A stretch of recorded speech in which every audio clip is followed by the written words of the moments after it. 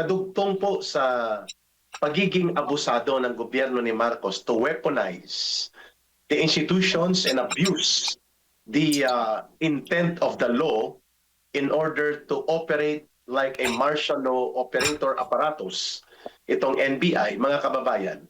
Kahapon din po ma'am nakonfirma na si Colonel Mungao. Ito po yung nanindigan na wala ng moral ascendancy si Marcos Jr. to continue being the commander-in-chief. Wala na po siyang karapatan na pamunuan pa ang taong bayan sapagkat siya ay nasasangkot sa malulubang iskandalo ng korupsyon at iba pa. Ngayon, itong si Colonel Mungao po, pa-retire na yata ito by May this year, mga kababayan. Pero isinalang pa rin po siya ng pamunuan ng Armed Forces of the Philippines sa utos po nila Gibo Teodoro at nila General Bronner sa tinatawag na General Court Martial. At kung mamalasin po si Colonel Mungao, ay magiging forfeited po ang kahihinatnan ng kanyang 32 or 33 years in service.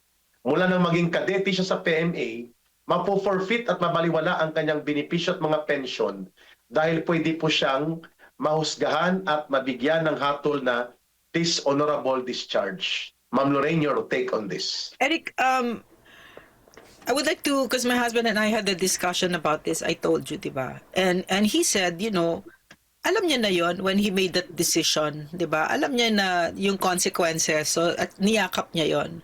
And that's my definition of courage, no? Alam mo yung pinaninindigan mo. For instance, no, for instance, where we are right now, I'm far away from my family. Alam ko yon, niyakap ko ito, niyakap ko lahat ito, diba? And ang kapalit nun, kunyari, sabihin sa akin, hindi ka na namin gagalawin, pero tumahimik ka, papayag ka. Hindi ako papayag, hindi ako papatahimikin mo ako, hindi na okay na to. Parang in other words, niyakap ko ito. In other words, kay Colonel Mungao, I read what General Pokis wrote, no? Yeah, kita ko rin. He said the very same things that my husband said, na nayakap niya na yan. He knew what he was getting himself into. And that is so much better kaysa makilala ka na wala kang bayag at paninindigan. Yes. That's exactly what I mean, no? Do you think I would I like to be known as the person who was silenced by a Marcos? No. Would what if they said, "Oh, gagawin ka naming whatever position." No way. Yeah. As in, Diyos ko, hindi. No, thank you. Diba? I mean, it took me 8 months to say yes to PRRD. Si PRRD na yon. Inisip ko pa sinang mabuti na ibibigay ko buhay ko dito. True enough, binigay ko buhay ko dito, diba? Because he's worthy. He's worthy of all of whatever I give, diba? So in other words, may mamimili ka, no? Court martial or ang buhay mo walang halaga. Wala kang bayag at wala kang paninindigan para sa iyong bansa. Nakikita natin kay Colonel Mungao ngayon, ang isang tunay na sundalo, ang isang tunay na nagmamahal sa bayan at yung sakripisyo niya for basically all of his adult life mula nung nag-PMA siya, binigay na niya yung buhay niya sa Pilipinas. Hindi siya tumigil. Hanggang ngayon, tuloy-tuloy. Pero yung mga iba dyan, pinaaral kayo ng bayan, nag-PMA pa kayo, or nagsundalo kayo, pero tahimik kayo sa isang taong drug addict na nagnanakaw sa Pilipinas, pinakamalaking pandarambong na ginawa, pero nakikisayaw kayo. Bakit? Ang dinig namin, binabayaran din kayo. Kung hindi kayo binabayaran, wala din kayong mga bayag para tumayo para sa Pilipinas. Nagsundalo pa kayo. Meron pa kayong mga posturing na ready silang magpakamatay dun sa West Philippine Sea issue. Hindi nyo nga kami kayang protektahan dito sa isang adik, di ba? I agree. Di ba? I agree to that, Ma'am Lorraine. At yun nga, Ma'am, no? Ginamit nila na sangkalan ang Article 63 sa Articles of War. What's that? Ma'am, nabasa, pero ang nakalagay sa news, disrespect of the President. Hindi naman talaga karespeto si Marcos. Mantakin mo, kapatid niya mismo. Sabay silang lumaki, binoking siya na drug addict. At hanggang ngayon ginagawa niyang drug din ang Malacanang. How can you respect that kind of president? Eric, wait a minute. No? Is that really what they said? Is Yeah, that Article 63. so basically they dapat ang i-court martial nila, dapat idali nila sa court si Bongbong Marcos Si because he's the Bongbong. one that disrespected the office of the president the most. Correct. Right? Siya Correct. pinakababoy. Saan ka nakakita na nagchuchupa-chupa ka dyan ng male prostitute na binayaran pa Yung ng pampers. Pilipino, 'di ba? Tapos tumayo ka pa dun sa ano na 'yon, sa kama na 'yon, tapos bigla ka pang humithit ng droga, putang ina mo, 'di ba? Mm. Ano, hindi ako papayag, hindi ko makayanan masikmura ng kaluluwa ko na tatawagin kitang president, hindi kita president. Hindi ako pwedeng magkaroon ng president na magnanakaw, lalo't drug addict, lalo't nagchuchupa-chupa ka dyan ng male prostitute. Ang ina, no way. Hindi ako pinalaki ng ganyan at hindi ko pinalaki ang mga anak ko para magkaroon sila ng presidente na drug addict na katulad mo. Sa kasaysayan ng Pilipinas, ikaw ang nambaboy ng Office of the President. So kung itong mga court martial pa itong si Colonel Munggaw, yan ang nambaboy ng Office of the President, si Bongbong Marcos. Pwede ba? At ma'am, nakakatawa, very ironic mga kababayan, no? Kabaliktaran, kabalintunaan, na ang nanindigan para ipagtanggol ang kabutihan ng ating mamamayan, ipatigil ang pangungurakot ng presidente at pagkakasangkot sa abuso sa poder at kapangyarihan, ay siya pang tinatawag na nag-disrespect sa presidente. May krimen pala yan, ma'am, sa Articles of War na disrespect of the president. Pero tama ka, paano mo nirespetuhin ang isang tao na nagpapakilalang presidente siya, pero ang ginagawa niya, ninanakawan niya ang sariling bayan, sariling gobyerno, sariling mamamayan. Eric, I'm sorry. I'm interrupting. Yeah, right, ma'am. When you say kasi nakaw, parang malit na historical ang pagnakaw ni Bongbong Marcos sa atin. Historical. No, at hindi lang pera ang ninakaw niya, buhay. Napakaraming taong namatay, napakaraming taong nagdurusa ngayon dahil sa kanya. Napakaraming ekonomiya natin bagsak, napakaraming simpleng mga kabuhayan. Ninakaw niya lahat yan. Ninakaw niya ang mga ngiti ng Pilipino. Ninakaw niya ang katahimikan na nararamdaman natin, our happiness. He has destroyed families. He has stolen so much from the Filipino people. So when you say nagnakaw, that word is not even enough. Oh, kulang, ma'am, kapus. Kapos talaga. I'm sorry, Eric, I interrupted. It's okay, ma'am. I'm sorry. Okay, go ahead. Sorry. Para hindi mo makalimutan yung points mo. Yeah. Mas senior yun ako sa iyo. naman ang point, Yeah. Hindi po nakakahiya ang kaso ni Colonel Munggaw. Disrespect of a very rotten, bulok, pinakamalala na nangurakot pagkatapos sa kasaysayan ng kanyang tatay, tapos lulong sa droga. How can you disrespect someone who does not give any inch of respect to the office and authority that he should have represented properly? Kagaya ng ginagawa ni Marcos sa Office of the President, binababoy niya. Hindi lamang ang opisina at kapangyarihan ng otoridad ng pagkapangulo, binababoy niya ang buong bansa. Mantakin mong katarantaduhan na papaniwalain tayo, wala akong alam. Inosente ako. Sa 1.4 trillion pesos na yan, tarantado, ikaw nagpirma ng 2023, 2024, 2025 budget.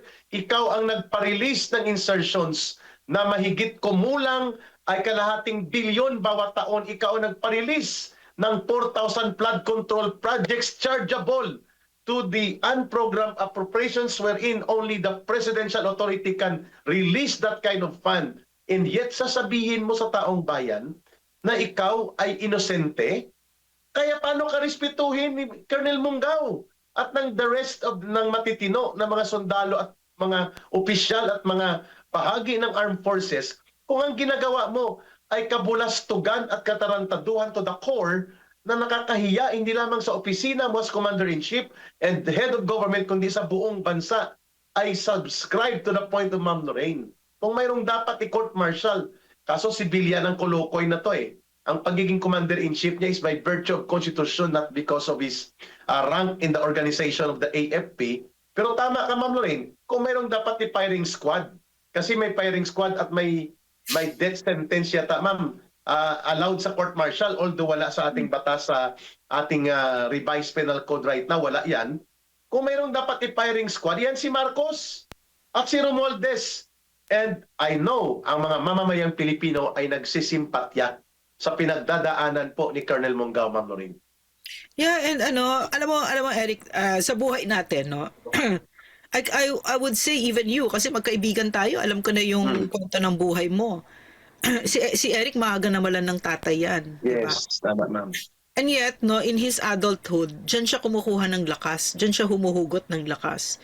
I lost my mother when I was 6 and Yeah. I thought that was the worst thing that could have ever happened to me. But in reality, ngayong adult na ako, I look at it into sa gift. Kasi alam ko, hindi mo ako kailangan bayaran para protektahan ang mga bata. Kasi alam ko Tama. kung paano, di ba? So, my point is, ang lalim na mga sugat na binibigay ni Bangag sa atin ngayon. Pero maraming nagsabi, no, I think it was Joseph Campbell, no, that the wound is where the light enters. So as a nation, all these wounds that Bongbong Marcos is dealing us, no, giving to us, diyan lalabas ang lakas natin bilang isang bansa. Kaya ako'y natutuwa kapag ka nang aapi siya ng ganyan. Kasi mas lalo nagpupuyos ang damdamin ng mga tao. At natututo, nakikita ko, Eric, di ko alam kung nakikita mo na nagkakaisa ang Pilipino ngayon. Opo. Kasi if you look at the surveys now, no, his abysmal minus na unprecedented na trust ratings, what I see there is a very united people, united in their disgust, united in their rage against this plunderer, this magnanakaw, this drug addict, and united in their hope for our country and love for our country, that we want better things for our country.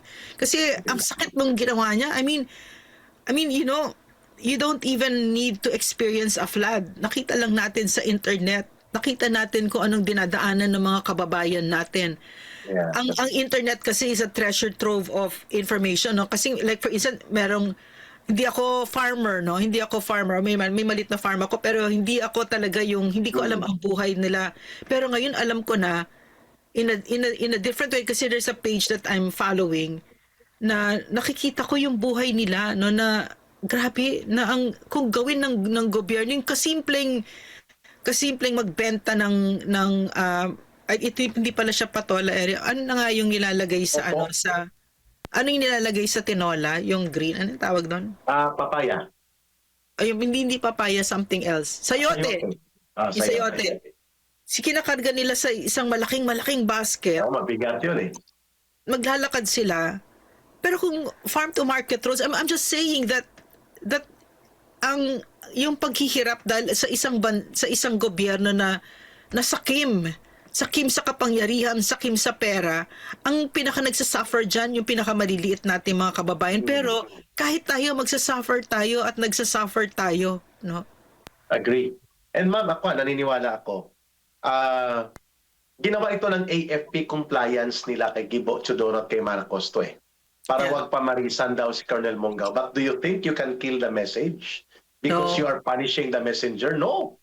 Colonel Mongao, sabi ko nga ma'am, yung general na kaibigan ko, active yun. Senior si Mongao sa kanya. Hindi ko na sabihin ng class ma'am. Senior si Mongao sa kanya. Pero magkalapit. By class sa PMA. Sabi niya, totoo naman kasi yung pinanindigan ni Colonel Mongao, wala lang sa panahon kasi marami ang natatakot mawala ng career. At sabi niya, kung ako din siguro kay Colonel Mongao, kung nailagay sa pagkakataon na kailangan ko ring pumili, sabi niya yun din ang maunawaan ko bakit niya ginawa yun. Kasi nakakahiya talaga ang nangyayari ngayon sa gobyerno. Pati kami sa AFP, nahihiya, either I do the thing that Colonel Mongao did or just I resign and leave the service na lang. Kung ganyan lang naman. Pero ma'am, sa tingin ko, ginawa ito para i-comply ang kapritsyo ni Bongbong Marcos Jr. No, wala kayong gagawin dyan, hindi pwede. So, the case may drag on until mapalitan si Bongbong Marcos Jr. Nakahanging lang. Walang desisyon ang court martial na i-forfeit ang lahat ng benefits niya pero hanging. Walang dishonorable discharge na desisyon. Or pwede ring pagbigyan na ipa-discharge pero pagpalit ng bagong commander-in-chief with the new president. Sabi mo ma'am, sabi ng husband mo ni Sir Partosa na pwede namang ma-restore upon the authority of the new commander-in-chief.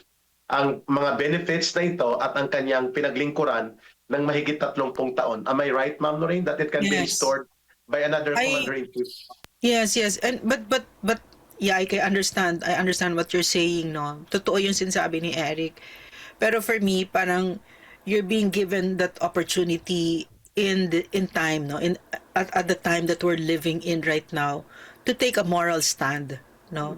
And really right now it is a time of great moral crisis, and you have to take a very clear stand. Oh yeah, okay, pwedeng all of this wheeling and dealing and backroom games that they play, no, but wouldn't it be wonderful if somebody took a very clear stand? 'Di ba? I mean, you're being given that opportunity, lahat kayo. Kasi kung ang sinasabi mo ay ito, no, naririnig ko rin 'yan at saka alam ko totoo 'yan na marami sa kanila, mga sundalo, hindi sila lumalabas ngayon kasi nga yung career. And ba't ka pa nagsundalo? 'Di ba ang sundalo binibigay niya ang buhay niya? Mm. 'Di ba? So yun ang ano mo, yun ang rason mo na tinitiis ng buong Pilipinas at nawawasak ang Pilipinas dahil sa karir mo. Ba't ka pa nagsundalo? Gusto ko kasi yung sinabi ni Congressman Erice, no? Yeah. Madilim kasi ngayon. And you only have your moral compass. Yun lang, moral compass mo lang. And ang sinasabi niya, sabi kasi ni Karen, sa pagsasalita mo ng ganyan, kasi speaking out against Bongbong Marcos, he's the mastermind, he's the like that, wala kang pera. And then he said, I just want to do what's right. Diba? Yeah.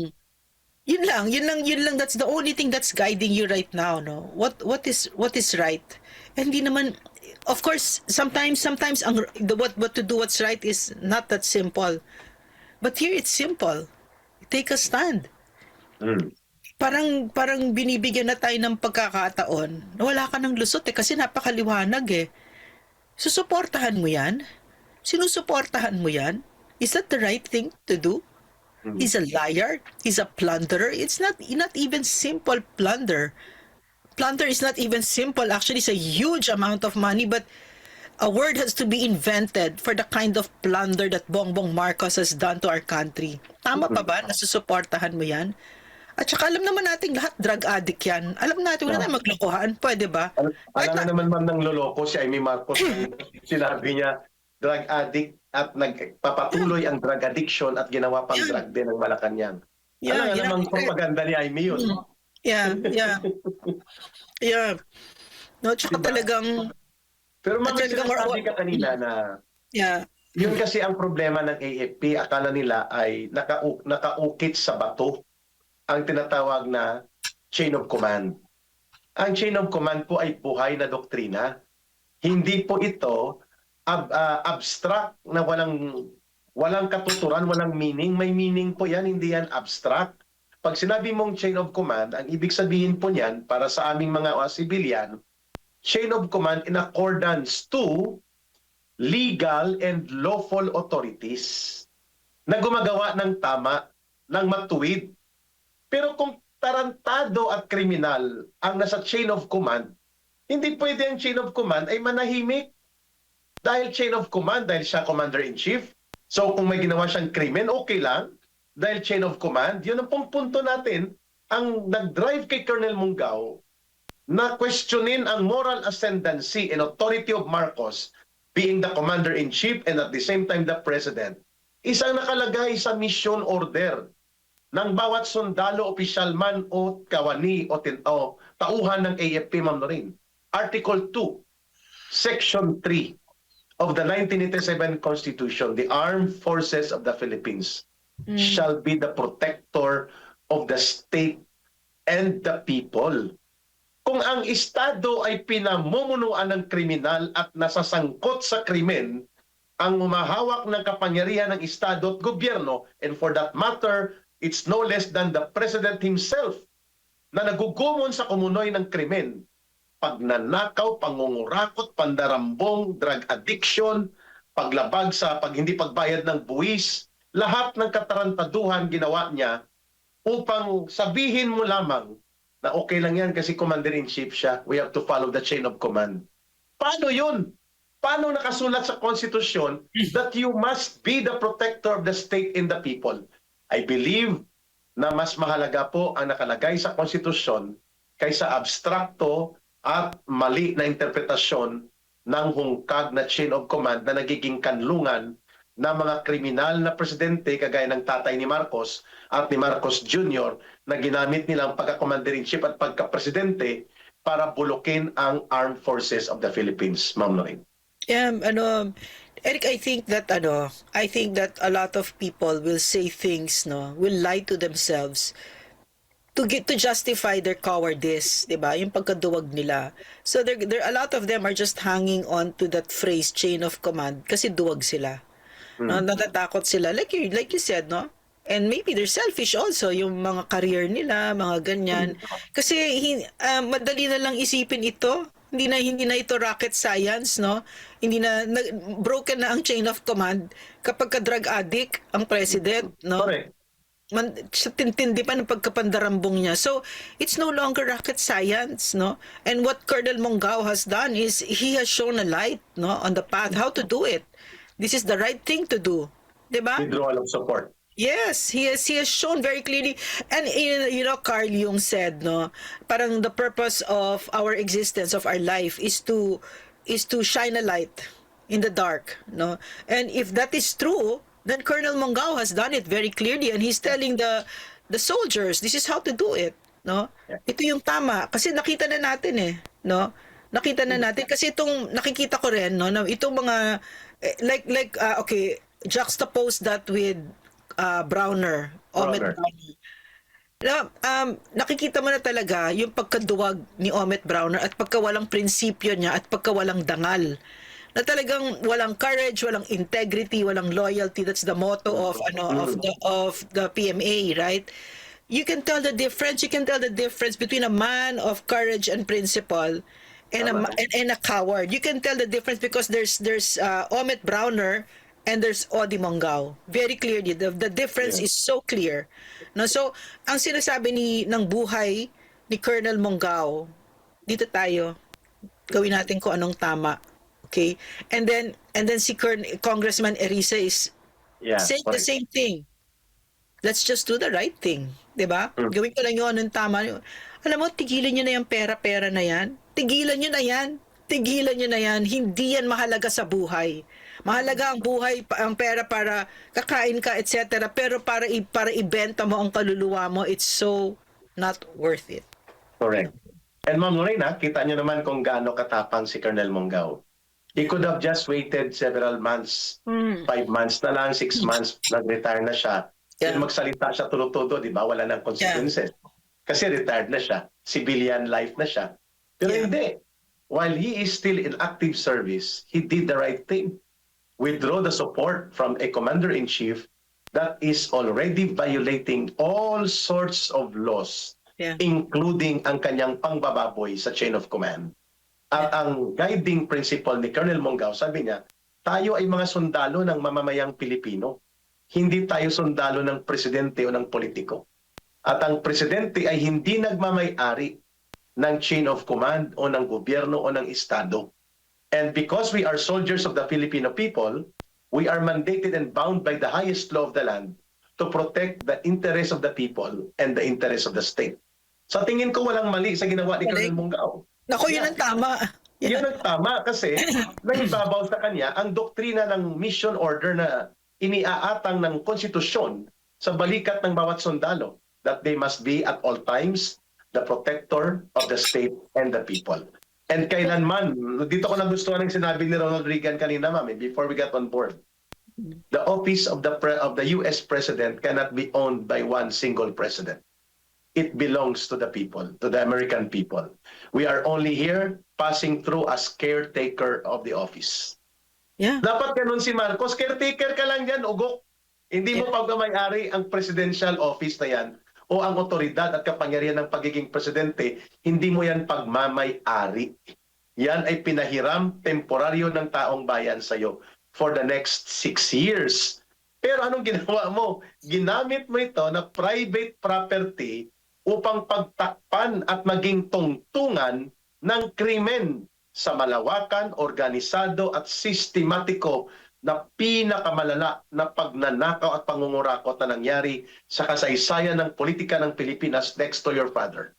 Ito po, Mukhang nahigitan pa niyang tatay niya. According to Senator Alan Peter Cayetano, estimated to be $10 billion ang ninakaw ng pamilya Marcos during the time of the dictatorship of Marcos Just Sr. man. But in Marcos Jr., Loose aabot na ito sa change. mga doble. Yeah, Doble sa more 20 or than. mahigit pa sa $20 million Yeah. ang ninakaw na. In the last 3 years alone, Ma'am Lorraine, and they still have around 2 years and 8 months in office, mga kababayan. Kaya Ma'am Lorraine, I agree to your point. Wala nang justification pa chain of command, pa non-partisan, non-political organization kayo. When the President himself, as the Commander-in-Chief, violates all sorts of laws, including ang pag-abuso sa pundo at kapangyarihan, pagnanakaw at pandarambong, at ang paggamit ng poder para pastusin at labagin ang mga institusyon para sa demokrasya, the chain of command will be overcome by your mission order stipulated in the Constitution. Be the protectors of the state and the people, not of corrupt leaders and presidents like Marcos. And it's no longer up for debate, 'di ba? Is Marcos corrupt? It's so clear. It's so clear. And all of these crimes that he's committing against the Filipino people, he's not doing it alone. Diba? An entire Sindikato. government is enabling him. The people around him enable him because they benefit from it. They benefit. Itong mga hoodlum na nakapaligid sa kanya, na mga drug addict din, 'di ba? Mga addict din. His own wife, according to Senator Amy Marcos, is also a drug addict. Obviously, we know that, no? Kita naman, ugali, 'di ba? Ang dugyot ng itsura, 'di ba? So, involved ma'am sa sindikato, sa customs at sa yes. Department of Agriculture at sa BIR. Yes, no. So we have all this information. So when Omet Browner talks about wag ninyong isali ang AFP diyan sa pamomolitika, what we're hearing, Omet, is wala akong bayag. Hawak ako ni Marcos sa bayag ko. Siya na may-ari ng bayag ko. Okay? Yan ang sinasabi mo.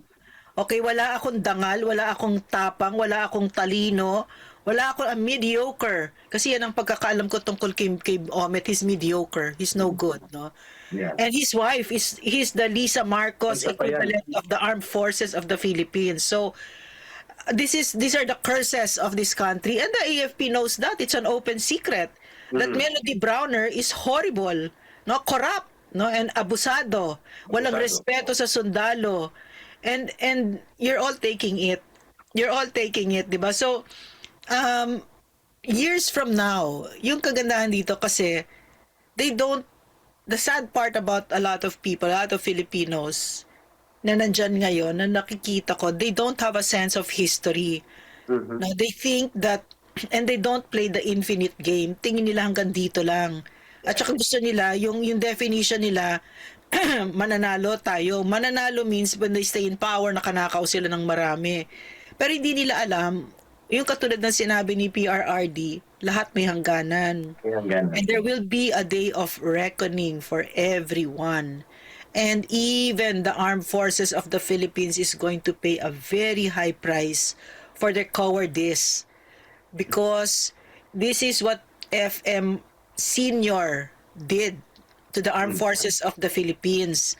Winasak niya, he corrupted it. Kasi bago dumating yung mga putang inang mga Marcos na yan, ang armed forces of the Philippines, busilak. Yeah. Pumasok ang Marcos na yan, mga demonyong yan, at kinorrupt nila ang armed forces of the Philippines by giving money.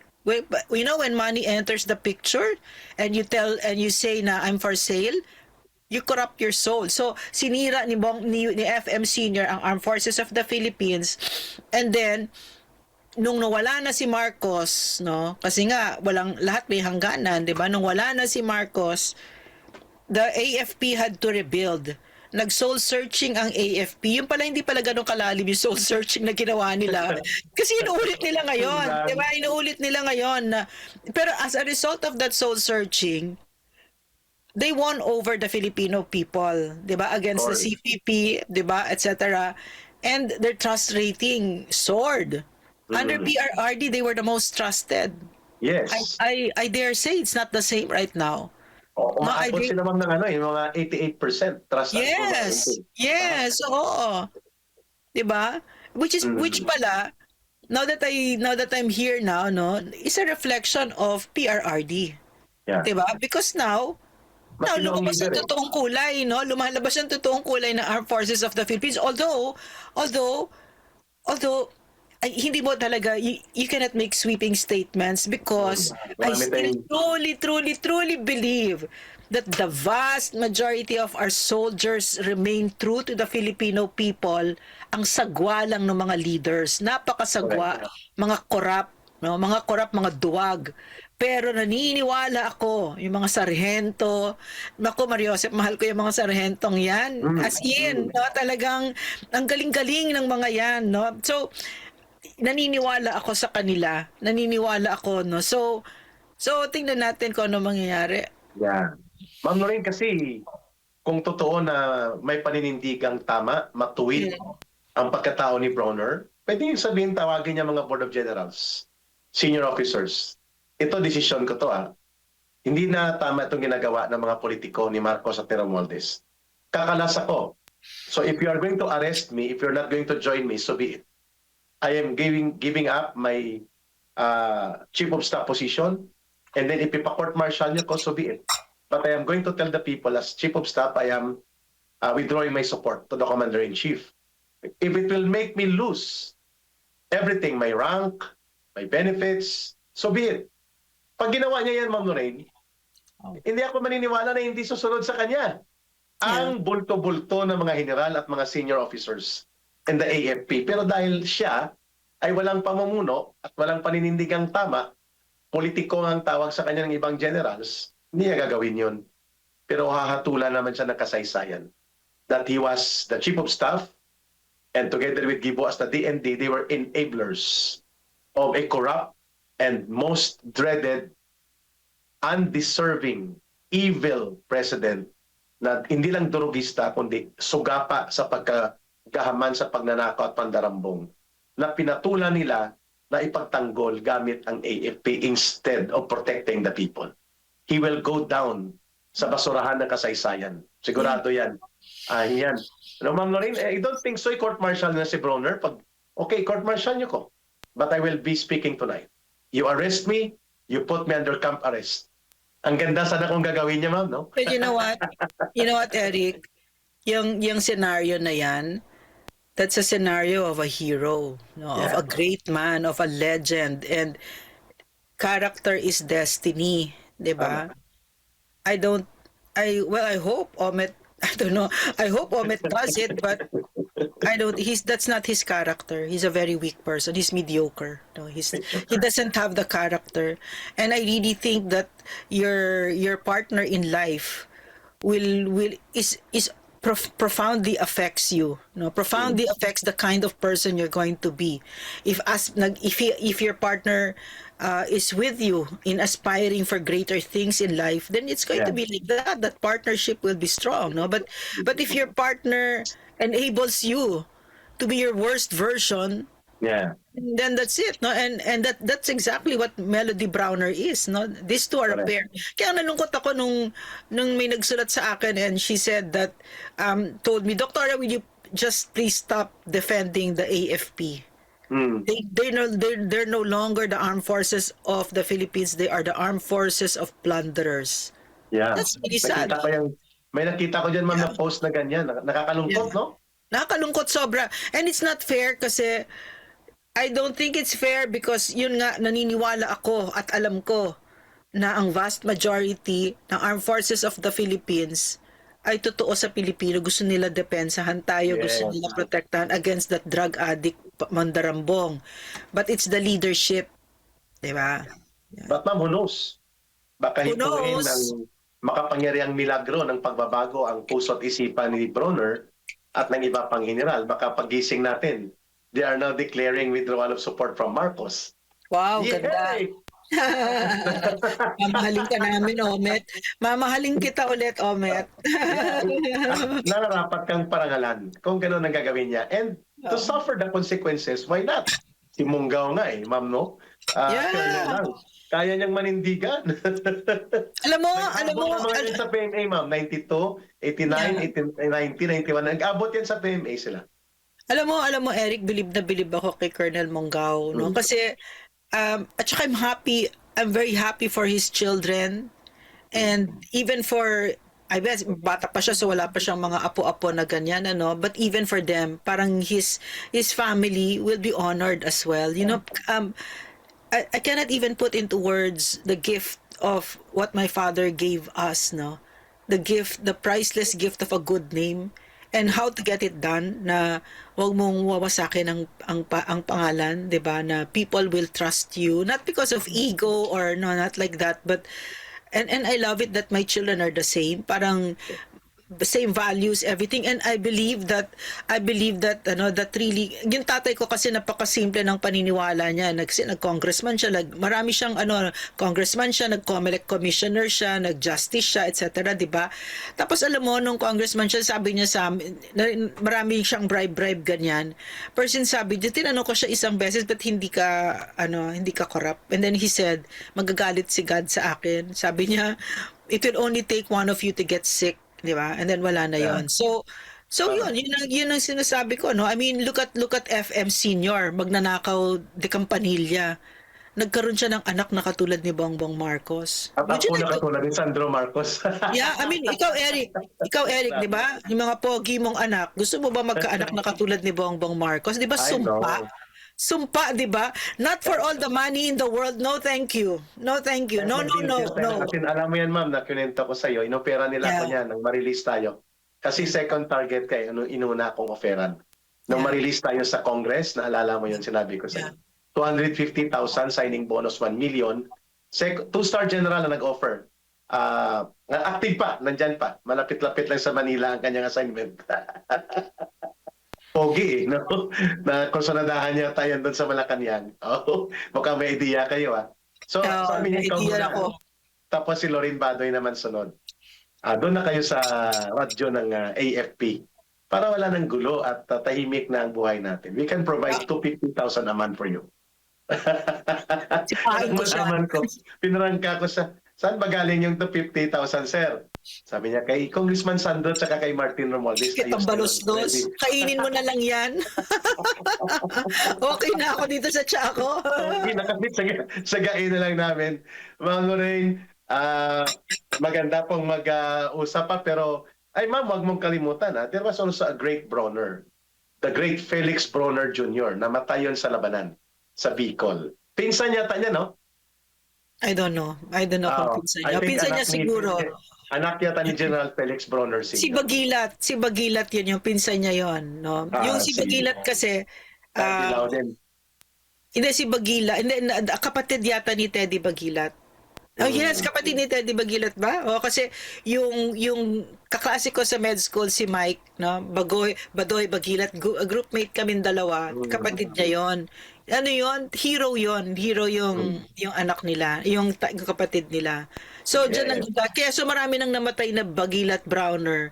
So si Omet inalagaan nila, malambot, no? Walang character.